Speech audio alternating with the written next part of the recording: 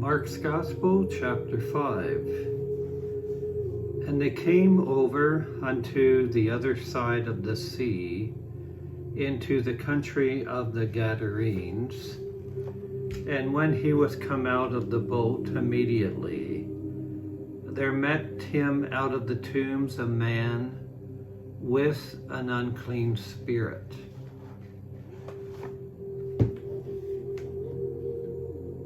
who had his dwelling among the tombs, and no man could bind him, no, not with chains, because that he had been often bound with fetters and chains, and the chains had been plucked asunder by him, and the fetters broken in pieces, neither could any man tame him.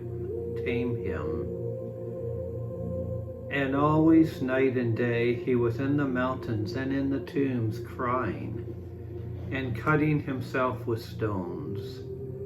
And when he saw Jesus afar off, he ran and worshipped him, and cried with a loud voice and said, What have I to do with you, Jesus, you Son of the Most High God?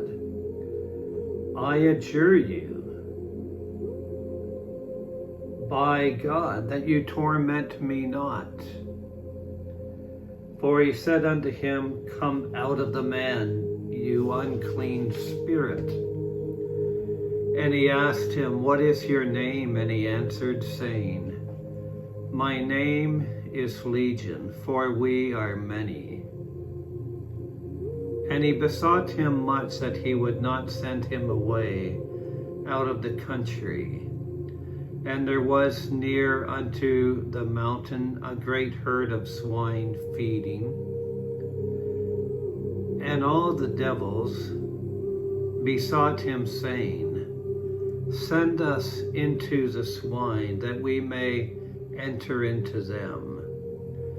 And right away Jesus gave them leave, and the unclean spirits went out, and entered into the swine, and the herd ran violently down a steep place into the sea.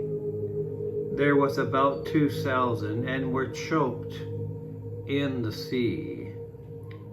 And they that fed the swine, and told it in the city and in the country. And they went out to see what it was that was done.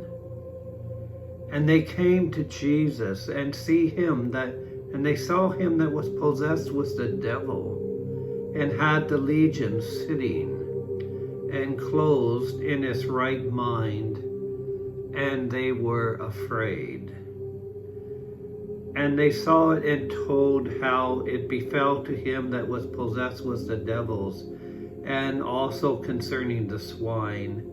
And they began to pray him to depart out of their coasts. And when he was come into the boat, he that had been possessed with the devil prayed and asked that he might be with him and go with him.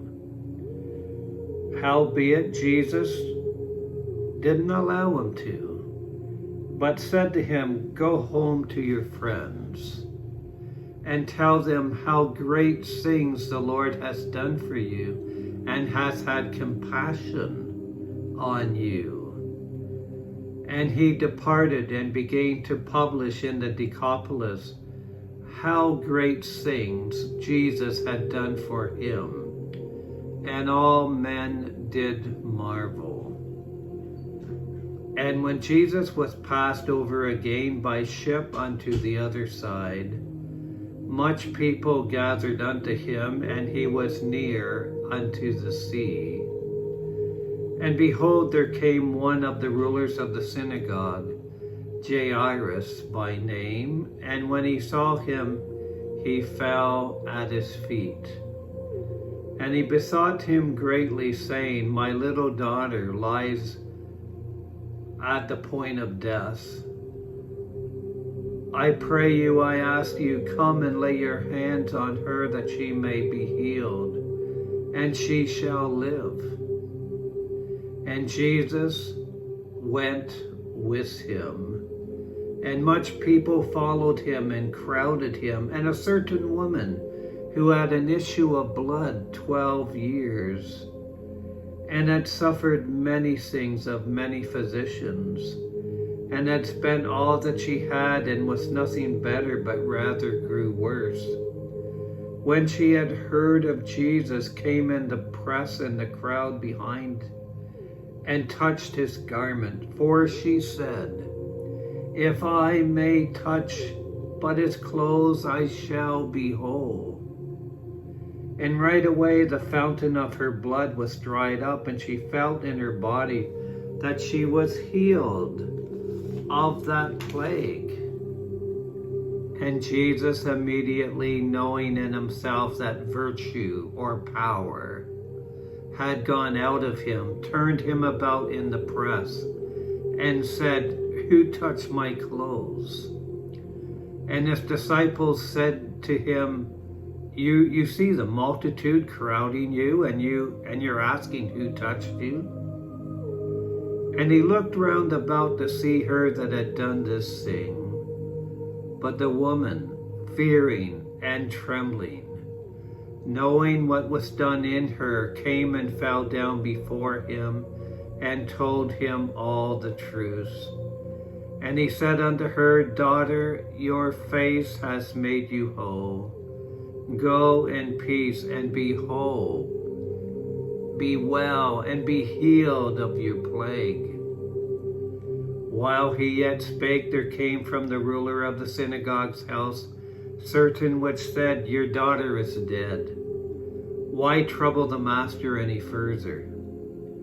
As soon as Jesus heard the word that was spoken, he said unto the ruler of the synagogue, "Be not afraid, only believe."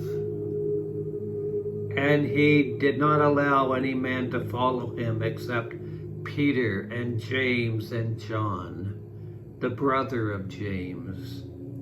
And he came to the house of the ruler of the synagogue, and seeing the crowd and the weeping, and them that wept and wailed greatly, and when he was come in, he said to them, "Why are you making all this ado and weeping? The young girl is not dead, but sleepeth." And they laughed him to scorn. But when he had put them all out, he took the father and the mother and the young girl and them that were with him, and entered in where the girl was lying. And he took the girl by the hand and said unto her, "Talitha cumi," which is being interpreted, "Damsel, young girl, I say unto you, arise."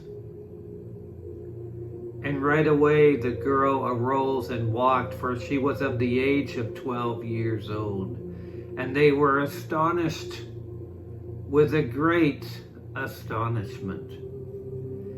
And he charged them and told them right straightly that no man should know of this. And he commanded that something should be given her to eat. Mark chapter 6. And he went out from there and came into his own country, and his disciples followed him. And when the Sabbath day was come, he began to teach in the synagogue, and many hearing him were astonished, saying, Where did this man get these things? And what wisdom is this which is given unto him, that even such mighty works are wrought by his hands? Isn't this the carpenter, the son of Mary, the brother of James and Joseph and Judas and Simon? And are not all his sisters here with us? And they were offended at him. But Jesus said unto them, A prophet is not without honor, but in his own country, and among his own kin, and in his own house. He doesn't receive the honor of a prophet, somebody who is with his family in town. And he could there do no mighty works, except that he laid his hands on a few sick people and healed them. And he marveled because of their unbelief, and he went round about the villages teaching. And he called unto him the 12, and began to send them forth 2 by 2, and gave them power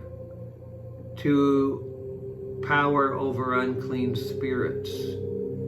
And he commanded them that they should take nothing for their journey except a staff only, no scrip, no bread, no money in their purse, but be shod with sandals, and not put on 2 coats.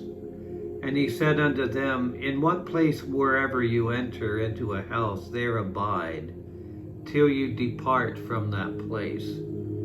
And whosoever shall not receive you, nor hear you, when you depart from there, shake off the dust under your feet, for a testimony against them. Verily I say unto you, it's this way and none other. It shall be more tolerable for Sodom and Gomorrah in the day of judgment than for that city. And they went out and preached that men should repent. And they cast out many devils, and anointed with oil many that were sick, and healed them. And King Herod heard of him, for his name was spread abroad, and he said, this is John the Baptist that was risen from the dead. That's why mighty works are showing themselves forth in him. Others said, he's Elijah. And others said that he is a prophet, or as one of the prophets. But when Herod heard thereof, he said, it is John whom I beheaded. He is risen from the dead. For Herod himself had sent forth and laid hold upon John, and bound him in prison for Herodias' sake, his brother Philip's wife, for he had married her. For John had said unto Herod, it is not lawful for you to have your brother's wife.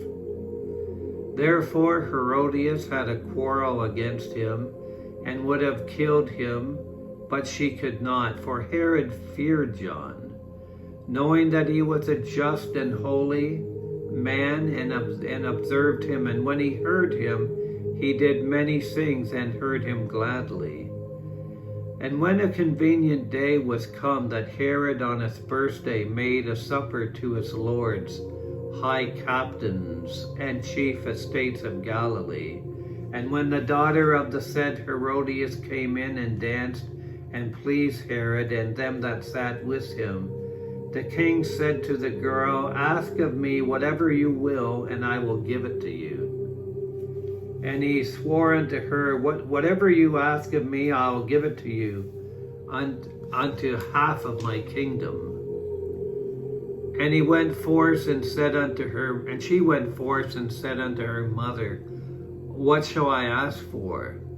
And she said, the head of John the Baptist. And she came in right away with haste unto the king, and asked, saying, I will that you will give me in a charger the head of John the Baptist. And the king was exceedingly sorry. Yet for his own sake, and for their sake which sat with him, he would not reject her. And immediately the king sent an executioner, and commanded his head to be brought. And he went and beheaded him in the prison, and brought his head in a charger, and gave it to the girl, and the girl gave it to her mother. And when the disciples heard of it, they came and took up his corpse and laid it in a tomb. Okay, starting next, Mark 6, verse 30.